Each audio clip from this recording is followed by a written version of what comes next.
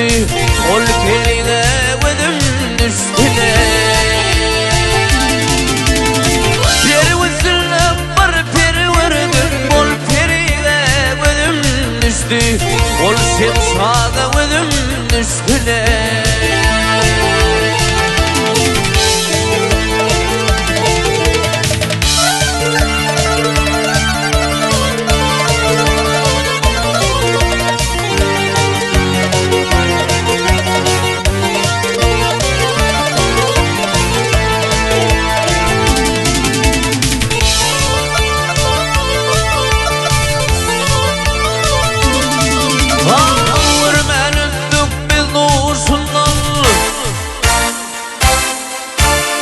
Görmen öttük biz uzundan, kellem aylandı humsundan.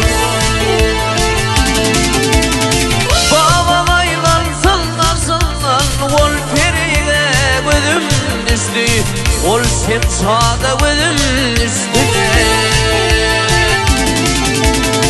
Babam aylansın nasıldan, ol perine gözüm düştü, ol perine gözüm üstüne.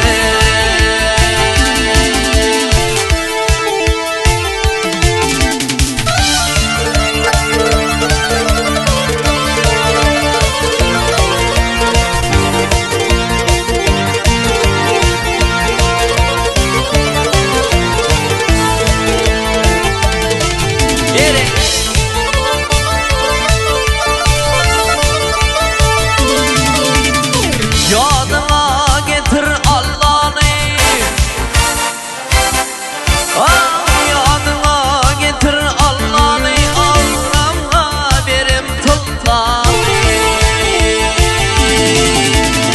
Kurban kılsam sakinleri, ol perine gözüm düştü, ol sen sağda gözüm